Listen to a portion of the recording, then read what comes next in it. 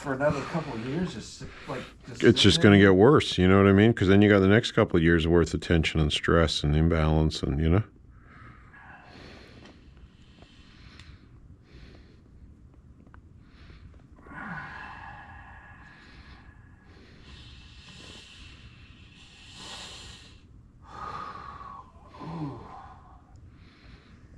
That's right on that band, isn't it? Yep, so you can feel it like starting here and coming through here. I mean, intuitively, I'm thinking you can feel it, you know? Oh, wow. Can I have a mini break? Oh, wow. Yeah, sure. Wow.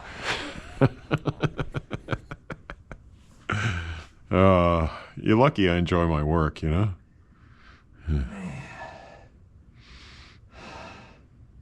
Have you ever had, I guess because you've been doing it, I mean, do you have situations where for your own self, that you have, like, tension builds up really, like Well, you know, when I got my neuropathy in my toes, and especially like when my blood sugars were high and Corey was working on my toes and stuff, it was like constantly being pushed to my limit, you know, and I'd pull my foot away and I'd be like, go easier, you know? After I managed to get my sugars under control, my threshold's much higher again. Okay. And it used to be quite high before I got, you know, got diagnosed with diabetes, or even, you know, obviously people have diabetes from before they get diagnosed. But yeah, I started to get that neuropathy and tingling. Well, you know what was interesting though, is that how I figured there was something wrong is like I'd push this spot on myself right in here, and I'd felt nothing, completely numb, nothing at all. And then I could come along here and all of a sudden I'd be like, oh, you know, and I'd be like, that's not good. That point I should feel something, you know? Yeah. So with neuropathy, it's a kind of weird thing where you can actually get both. That just moved. Oh yeah, the whole thing's just moving on this side now. Yeah, you can get both a numbness and an oversensitivity at the same time, which is really weird. I still haven't quite got rid of that. Perhaps some people say that once the nerves have been killed by excess glucose, it's hard to rejuvenate them. And I've done things like moxibustion in that area, and then I can burn it and stuff if I'm not careful. So yeah, I kind of fucked myself up a little bit.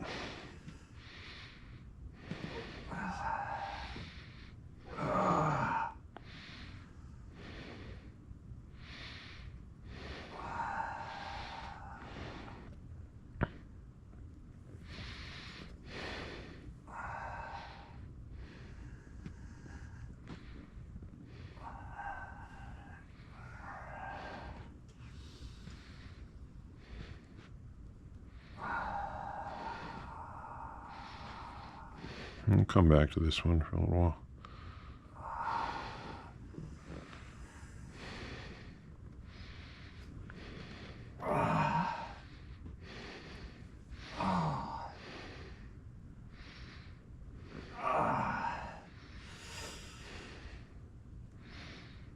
Oh, man.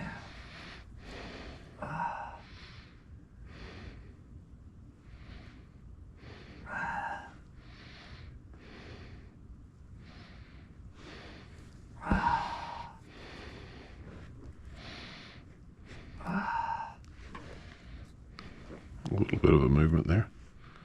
Big toe's still a bit tight. Yeah, little one's still curving inward. I'll let you have your foot back. As long as you give it back to me, Sam.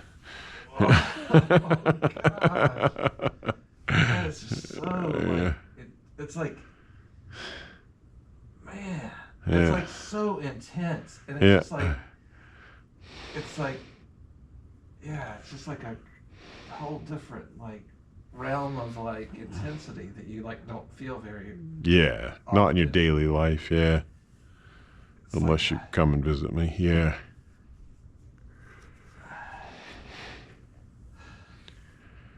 Oh, bunny rabbit out in the backyard.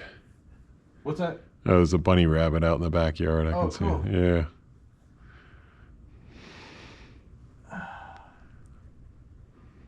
Just a wild one? Yeah.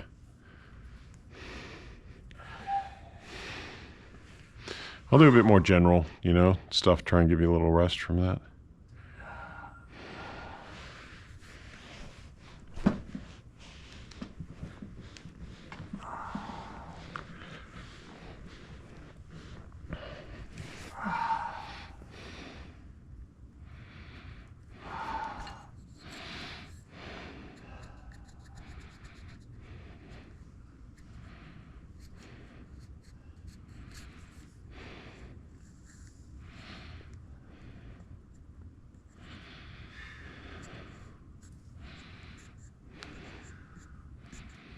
Do you think this second session's going okay? Like, the first one seemed like it went really well, but. Yep. You know, I'm working you as much as you can handle, you know? Yeah. So we're making as much progress as you're capable of handling, you know? So, But I mean, my body's reacting, you think, well. yeah, we got a lot of clicks down here and a lot of movement, you know, a lot of restructuring, what I call restructuring of your foot, you know, as these bones, you know what I mean? Like a lot of joints have moved. So yeah, I'm happy. Just got to, you know, we're just pacing it at what you can breathe into, what you can handle, you know? That's the, and you're, you know, I know it's uncomfortable for you, but you're doing quite well overall, even though, you know, you're putting up with that discomfort, you know, you're breathing, you know, like obviously, like I said, you know, you got that slight tendency with your jaw to tighten up and to, you know what I mean? Yeah. But, which is, you know, limiting it a little bit, but, see, that was great. It's like so good, you know? Yeah, but overall, you're trying, you know what I mean? And you know, we're working there. We're working together at our own pace, you know? Yeah.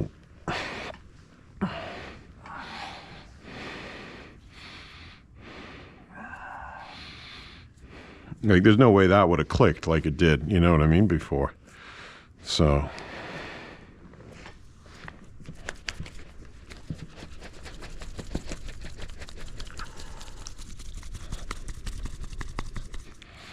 You would have found that quite uncomfortable before, you know, whereas can tell it's just, yeah. Roses. Yeah, like walking in a rose garden and forgetting that there's thorns on roses, you know. Yeah. There you go. You're starting to express that yourself a bit more. All right. What is that move called? That's like kind of like just a general, like kind of.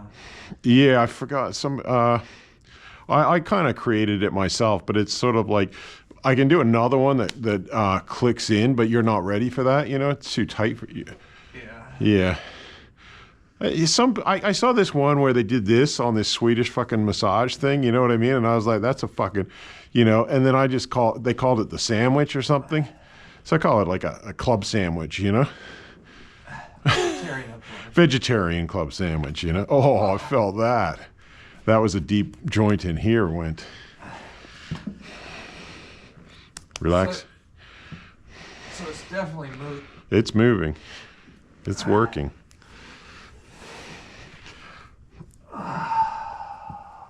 Now we can start to get into some of these points in the foot. Caressing, you know.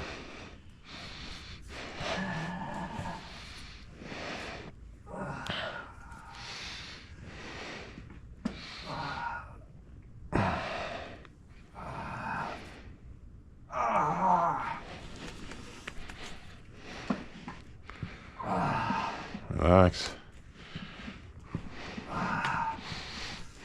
Yeah, so if you're wanting to know that technique again, it's called, we named it after this Chinese girl. She used the name Wendy. Her name was probably something different, but you just slap them and go relax. And it's amazingly effective. It's kind of like subconscious, you know what I mean? Yeah. It's subconsciously effective, and we were like, that is so cool.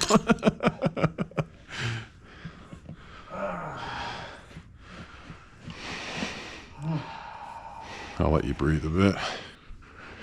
Oh, man. So like, yeah, because now Yep. you're talking about moving it. Yeah, because otherwise it gets stuck, and then you go, I can't handle anymore, you know? Yeah. So we got to get this out. So so even if you're loosening stuff and it's sitting there, it's still going to cause problems until you let it Right. get out of It's just that the problems it'll cause will be more up here and up here. Okay. So then people... So it'll move up. It'll Yeah. start moving up, but it'll just get trapped. Yeah, upstairs. somewhere else, yeah. And then a person can get a headache after a massage, you know? It's just like, yeah, you got the energy out to the foot, but it's trapped in their head. So we've got to get them breathing it out, you know? And this is just pumping air? Is that what it's doing? Yeah. Mm-hmm. Or other, you know, whatever gases are in the body, you know, like whatever makes up carbon dioxide. It's not just, basically whatever the person exhales, you know? Yeah.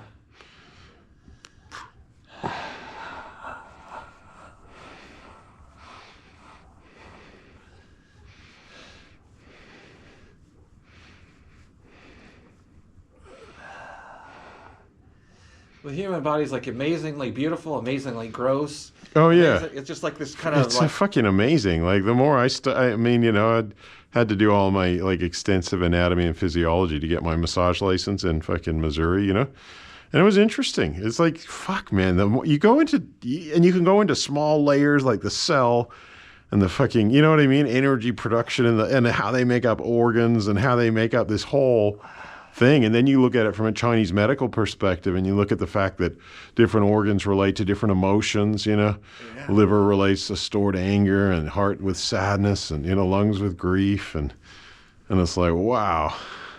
And then the incarnate, you know, obviously the Latin word carne is flesh, but the incarnation of the soul, you know, how does the spirit soul actually live in this body, you know? Is it comfortable? Is it you know what I mean? It's kind of like, and then, you know, I've been pretty fascinated by death since my father died. I've been like, wow. And you know, it's just, you've obviously got a lot of insights into that.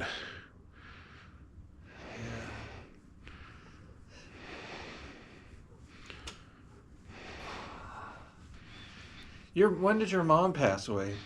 So just before Ellie was born, so probably 7 years ago now. I think it was 2016. I think Ellie was born in 2018. And your mom wasn't she a midwife? Yeah, she was a midwife, yeah. And she was a nurse. Yeah, and a nurse, yeah. She traveled a lot, like when she was younger before. Traveling nurse, yeah. Yeah, she went to Mexico and El Salvador. And my parents met in New Guinea. So my mom was on the flying doctor service delivering babies in the highlands of New Guinea. Wow. Yeah. And then my dad was an army officer. And she was like a pacifist. Like because so her father fought in World War I and like all the battles that the British fought in from 1914, like the Battle of the Somme. And he came out as a pacifist. He just didn't believe in war anymore. And I think my mom must have kind of got that, you know? Yeah. And she got caught up with Quakers, sort of joined Quakers, and she was working with Quakers in Mexico and El Salvador, and had Quaker friends that actually got me into being a vegetarian. You know? Really? Yeah, in Portland. They were the ones I was telling you about in Oregon. Oh, yeah. They're passed away now, but you know, yeah, back in '87, I went traveling and caught up with them. Wow. And they were friends of my mom's that got her into the whole Quaker thing, and. So you would have been 18. Right? Yeah. So I was actually turned vegetarian 2 weeks before my 18th birthday. Wow. I read this book called Animal Liberation by this Australian philosopher, Peter Singer. And I was like, wow, that hit me, you know? Yeah. And I was like, yeah. But yeah, it was my mom's friends that kind of introduced me to it. Yeah. Wow. Was your mom vegetarian? No, I came back because I'd come over from Australia to Canada and America for 4 months. I came back. She said, oh, what did my friends do? You know, now she had to cook all these extra meals. And, you know. But yeah, once she said, oh, you're the conscience of the family. She did? Yeah. Which was kind of nice. But, yeah. Hey, sweetheart, we're just doing some massage right now. Cuddle.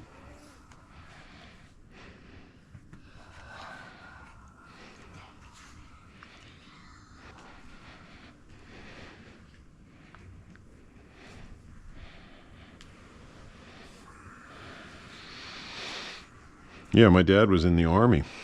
No, he was 23, she was 36. So there's Wait, she was 36? Yeah. Really? Yeah. I didn't know that. Yeah. Yeah, she was a cradle snatcher. He was a captain in the army, in the Australian army, because back then New Guinea was a protectorate of Australia, and they were worried about Indonesians invading, and Ah. My mom swore she'd never marry a soldier, but she did. They went back to Australia, and so they met in '63. But she was English, right? She was English, and he was an Australian. He'd never left Australia, New Zealand, or New Guinea, and she'd traveled the world, and you know what I mean. Oh yeah, because by that time she'd 36. She'd been to England, Denmark, Canada, America, Mexico, El Salvador, a few other places along the way. Yeah, so she'd traveled. And he went back, and then that's when he had his court case against the Australian government. Oh yeah. I think she didn't want him to stay in the army either, And they moved to England. He was an engineer, helped build the main freeway between London and Edinburgh. So my sister was born in Welwyn Garden City, outside of London. My brother was born in Glasgow. Yeah. Oh really? Yeah. So they were born in Scotland and England. Yeah, Scotland and England. You were born in Canada. Yeah. So then they moved to Toronto, and then I was conceived there, and then they moved to Ottawa, and I was born there. So I'm the only Canadian in the family. People used to call up, and they'd be like, they get my mom's English accent, or they would get my dad's Australian accent. And they'd be, I guess everybody in your family was born in a different country. My mom was born in England, and so was my sister. I thought, Glasgow. No, my brother was born in Glasgow. Oh, okay. Yeah, so my mom was born in Enfield in Middlesex. Yeah, just outside of London, and my sister was born in Welwyn Garden City. Okay, so those two were in England. My brother, really, he probably lived in Scotland for 6 months, Yeah. He doesn't have a Scottish accent or anything.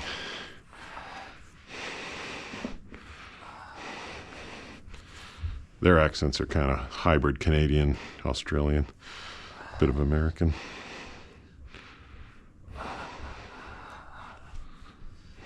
Did your brother graduate high school in Miami? No, he graduated in Sydney, in Australia. So he was 15 or 15 and a half when we left Miami, and I was 14. So he was one grade ahead of me. Oh, okay. So you guys were closer in age than I thought he was. He's 18 months older. Okay, so not. Yeah. Yeah, so he did, I did 10th, 11th, and 12th grade in Australia, and he did 11th and 12th. And then I went to university in Sydney. I had a year off, and that's when I went traveling back to, and came to America and worked Canada and America. And that's when I became vegetarian. And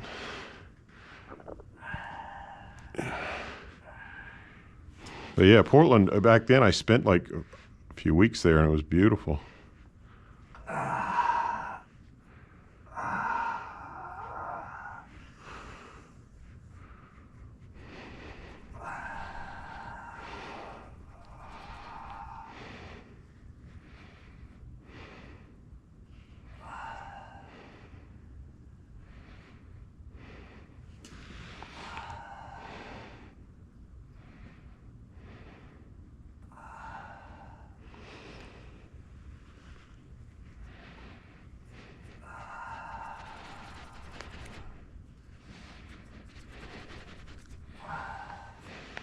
Oh, nice. Big breath.